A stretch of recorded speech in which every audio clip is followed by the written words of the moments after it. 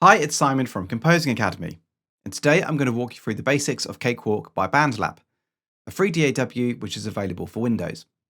In this video, I'll show you step by step how to use the basic functions which you'll need in order to compose a short piece using nothing but free orchestral sample libraries.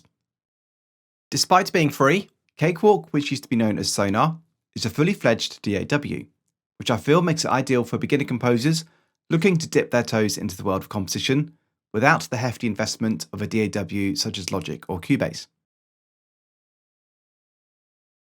Once you first open the program, you'll be presented with the Cakewalk start screen. Here you can select options such as finding your recent projects or starting new ones. Click on New Project and then Empty Project. Here we see the main user interface of Cakewalk appear.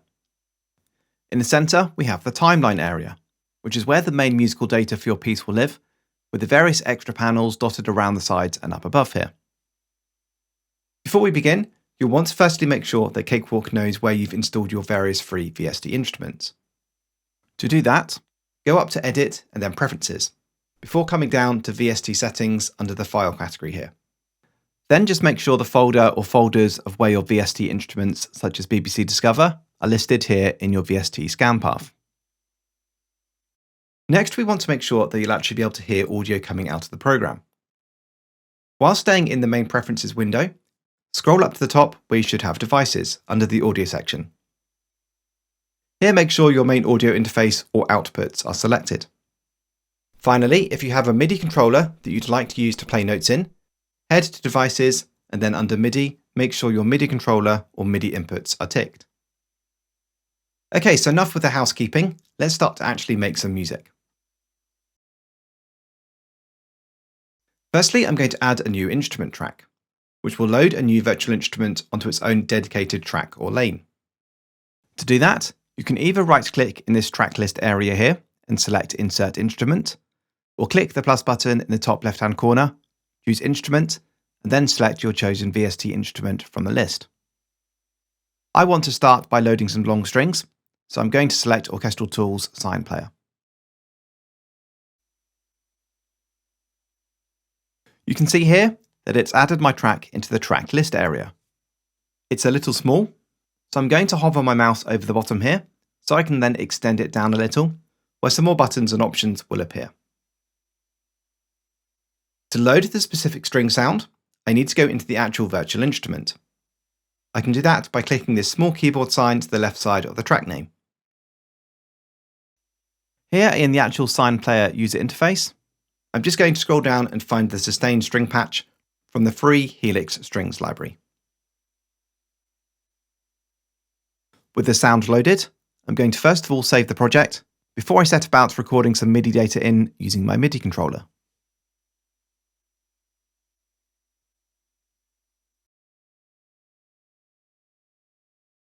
I'm going to start by just checking that the track is receiving incoming MIDI data from my controller.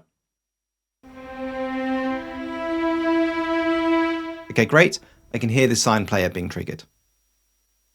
Next, I need to make sure the track is armed for record. I can do that by clicking on the red record icon here on the track header. At the moment, the default tempo in Cakewalk is set to 120 BPM. I want to have it slower for the idea I have in mind though, so I'm just going to double click up here and change this to 80. Next, I want to make sure that I'll be able to hear the metronome when recording. To do that, I need to make sure that this button with the circle, metronome during record, is enabled. I would also like a 2-measure count in, so to do that I need to click on the metronome settings button and to make sure the record count in is set to 2 measures. I'm going to click apply and then close. Okay, so finally I'm ready to record some notes. I'm going to start by playing an open voiced chord held for a while in the low strings. Once I'm ready, all I need to do is make sure the playhead is on bar 1. If it isn't, I just need to click and drag it back to the beginning. Then I'm going to click the main record button at the top.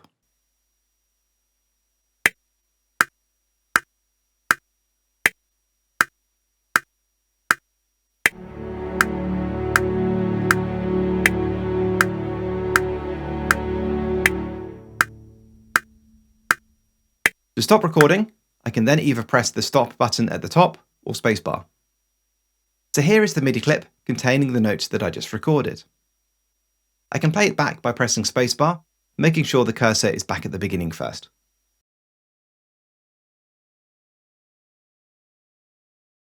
At the moment, the notes last for about 2 bars, but I want to extend them further. To do that, I'm going to make use of the piano roll editor by double-clicking on my newly created MIDI clip, which will open in the bottom half of the screen here. One of my favourite Cakewalk key commands is Shift+D, which will toggle the display so the editor takes up the whole screen. So here in the piano roll, I can zoom in and out by clicking Alt, and then by using my mouse scroll wheel. To start editing, I'd recommend having the Smart tool on, which can be found at the top here. I can then select all 3 notes by right-clicking and dragging around them. If I then hover my mouse on the end of one of the notes, you can see these 2 arrows appear. With these, I can then click and drag out as far as I need to go. As these are long strings, I want to add some musicality in the form of expression and modulation MIDI data. To add the MIDI CC data, first of all, I need to make sure the controller lane is enabled by clicking the small arrow down in the bottom left-hand corner. Then I can click the small plus icon. This will add a new controller lane. I would like both modulation and expression data to be displayed. So first I'm going to click OK to add a modulation lane. Then I'm going to do the same again, but this time selecting expression from the menu here. Now I can set about drawing in some MIDI CC data for both the expression and modulation lanes. Firstly, I'm going to make sure that the draw tool is on, before going in and selecting the line tool here. I'm also going to make sure that the snap button is turned off. This is going to make sure that we have a very fine resolution and are not limited to chunks of data, say every 8th note or 16th note. So with the line tool, I can simply draw in these ramps which will create the varying dynamics. I'm going to aim to have the modulation and expression controllers mimic each other and to also keep everything as smooth as possible, making sure that there are no sudden, unnatural jumps. Let's take a quick listen.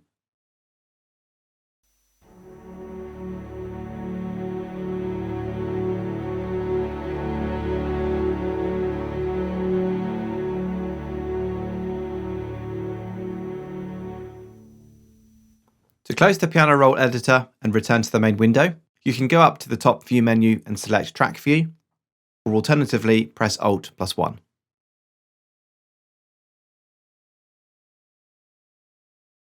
Next, I want to add a new instrument. I'm thinking a Celeste. So again, I'm going to right-click under the previous track and click on Insert Instrument. This time I'm going to go to Spitfire Audio and select the BBC Symphony Orchestra, which will load the free Discover version. I think I'm going to have a part made up of 8th notes, which will give me the chance to make use of tools such as quantizing and editing of velocities. So first, I want to start by renaming the track, so I can easily distinguish it from the strings track above. I'm going to double-click where it says BBC Symphony and type in Celeste. Next, I want to make sure this track is armed for recording, whilst disarming the previous string track. All I have to do then is to make sure the playhead is back at the beginning, and then press the main record button here at the top to start the 2-measure count-in.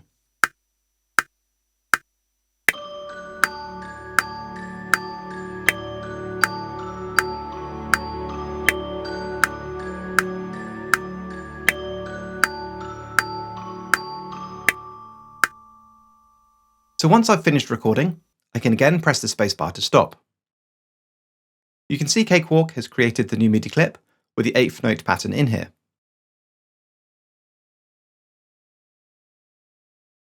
Now I want to go in and edit the MIDI I've just recorded.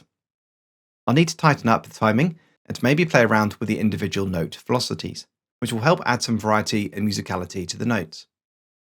To access the notes in the piano roll or MIDI editor, I need to make sure that the Smart tool is selected again at the top here, before double-clicking on the new clip that was just created.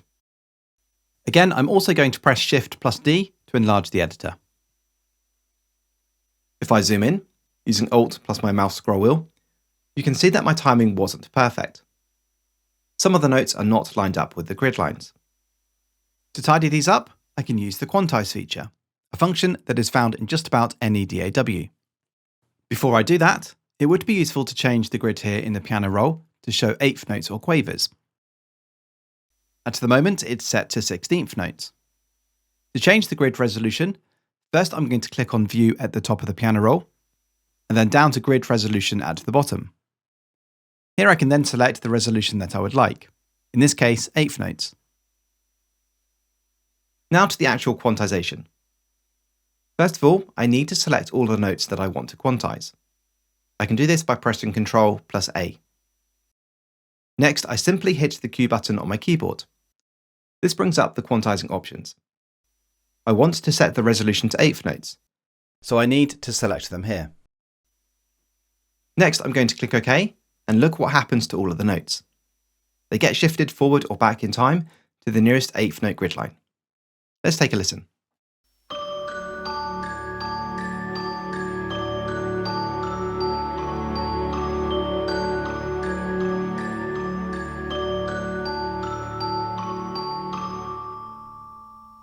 So after hearing this passage, some of the individual note volumes are sticking out a little.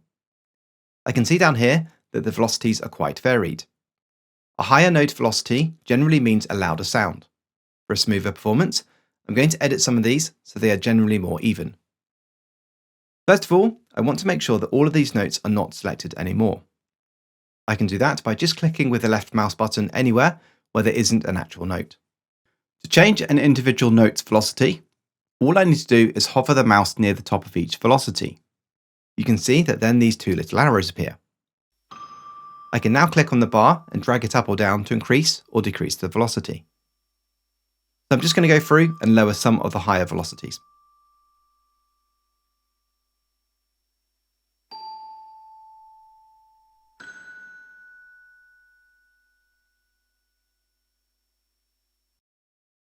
Let's now take a look at how you can input notes using the mouse, which is particularly useful if you don't have a Midi controller to hand. I feel like I would like to create a simple harp part next. So I'm going to begin by again right-clicking underneath the tracks here, and then clicking on Insert Instrument, where I'm going to again use BBC Discover for the harp.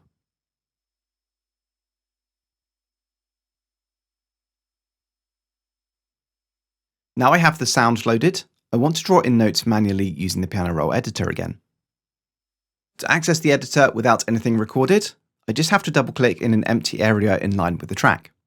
Again, I'm going to use the key command Shift+D to toggle the piano roll editor into a full window. So to manually enter notes, make sure the Smart tool is selected at the top here. If you have an idea of how long your notes are generally going to be, change the note draw duration buttons here to reflect the note value you think you're going to use. I'm going to set mine to quarter notes or crotchets. To enter a note, just click where you want your note to begin and drag to the left for your desired duration. If I want to delete any of these notes, I can just right-click on a note to delete it. If I wanted to change the pitch, I would just select that pitch by left-clicking on a note, before then dragging the note up and down to change pitch.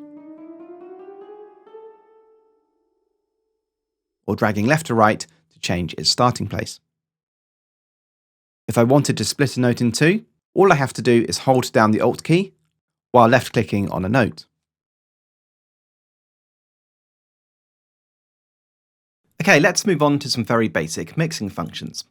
Firstly, I want to make sure I can see what's called the track properties. To do that, click this button with 3 horizontal lines towards the top left of the interface. Here I'll be able to change various parameters of each virtual instrument, including its panning, general volume, and adding insert or send effects.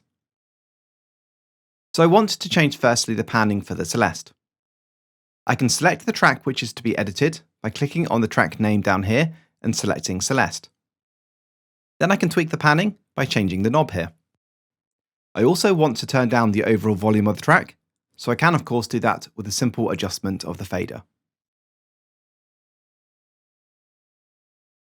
Finally, I want to be able to export the track as an MP3 or WAV file, so I can listen to it outside of Cakewalk. To begin with, I need to define which part of the timeline I want Cakewalk to render. I can do that by setting a loop region, the green bar just above the main timeline. I'll start by dragging the left-hand side to where I want the track to start, and then dragging the right-hand side to where I want the track to end. Next, head to File, Export, and then Audio. This will open up the Export Audio window, which at first can look a little complicated. Start by giving your file a name and choose a location where you want the file to live. Here I'm going to call it First Piece, and I want to export it to the desktop.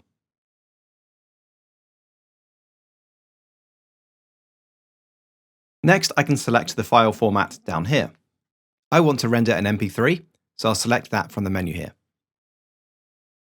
Then under What to Export, select Hardware Outputs, and make sure your audio interface or sound card is selected with the default outputs.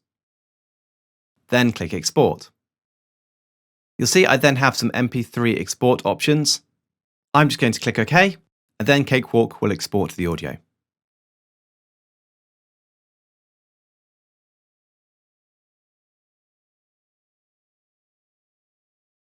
So to finish off, here is the short 30-second piece that I carried on after I had finished the main recording for this video. All of the sample libraries I'm using are free, and you can find links to them down below in the description.